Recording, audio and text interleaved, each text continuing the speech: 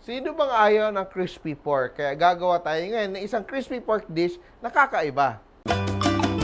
Simpol, simpol, luto na, ha. One way of making simple dishes is to prepare things ahead of time. Kaya ngayon gumawa na ako ng preparation ko for the crispy pork belly. So ito siya, basic to siya na pagpapalambot ng ating karne na gamit lang natin ang konting ricado. Meron tayong bawang, meron tayong sibuyas, meron tayong dahon ng laurel, at meron tayong pamintang buo at asin. At yung baboy ko, pinalambot ko na siya ng mga 30 to 45 minutes. Yung objective lang naman natin dito, hindi naman natin kailangang ninuluto ng todo yung ating pork. Yung gusto na natin mangyari ay lumambot yung skin niya. So, once umabot na yung point na ating pork skin na pwede mo na siya matusok sa tinidor, it means ready na siya. Okay? Kasi pag masyado siyang na-overboil, ang nangyayari, the skin absorbs too much water at hindi na siya nagiging crispy pag prito natin.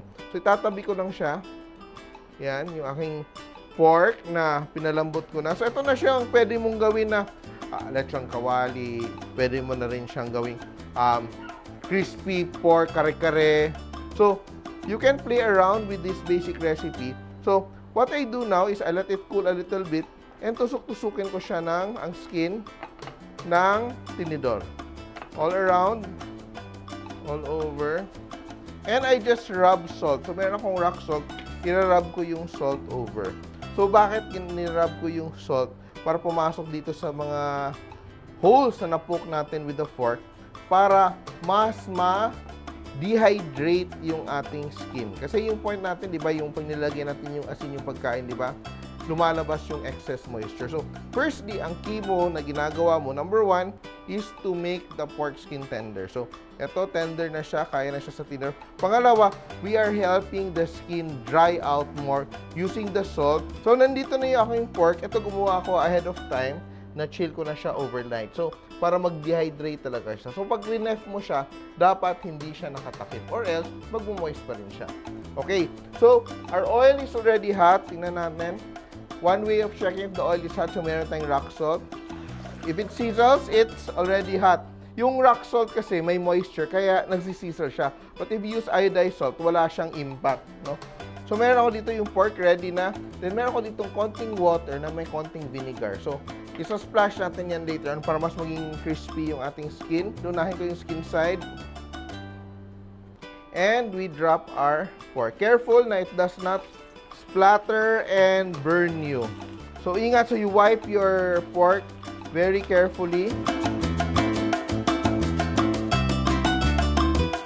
So, yung pork natin, babaliktarin ko ng konti. Babasahin ko lang siya ng konting water na may vinegar. So, you have to be very careful when you add your water into the pot kasi the hot oil will really splatter. So, just be careful. Kung aapoy siya, don't panic. Patayin nyo lang yung apoy. So, we're just trying to fry until maging super crisp na yung ating skin. And, super crisp ng ating crispy na yung ating skin. Tatabi ko lang muna to rest. Huwag natin i-chop while it's still hot. So, tatabi natin, let it rest. And gagawin ko na yung aking sauce. Gagamitin ko dito ay Adobo Series Humba Sauce. Ready-made Humba Sauce. Hindi pa natin pahirapan yung sarili natin kasi sometimes we're just in a rush. And we just bring it to a boil. Ako, I really like this formulation ng Humba Sauce kasi sobrang kuha niya ng timpla ko sa Humba. And I'm going to add just a bit of slurry to thicken. So, slurry is just cornstarch and water. Yeah. So, it's already thickened. Luto na siya. And I just add my kangkong. Wala na tayong gisa-gisa or whatever. Magsisip out yung juices ng ating kangkong. Magiging diluted din rin ng konti yung ating humba sauce. Oh, sobrang bilis. Kahit ito lang nga, ulam na, di ba? Kahit walang baboy. And it's different from our usual adobong kangkong or ginisang kangkong. And we put this as a bed of our lechong kawali. Look at that.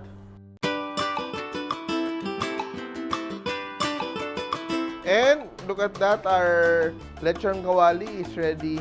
And let's slice and arrange it over the top. Yan. Start from the side.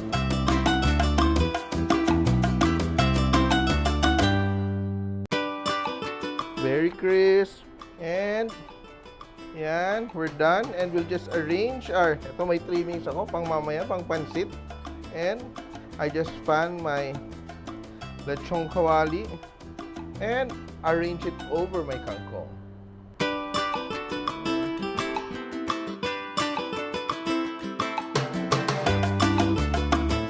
Totoong crispy ang ating crispy humba with kangkong. Simple! Nagustuhan niyo ba ang video na to? Please share para lalong dumaming ating mga kasimpol. And don't forget to subscribe to our Facebook, YouTube, and Instagram accounts.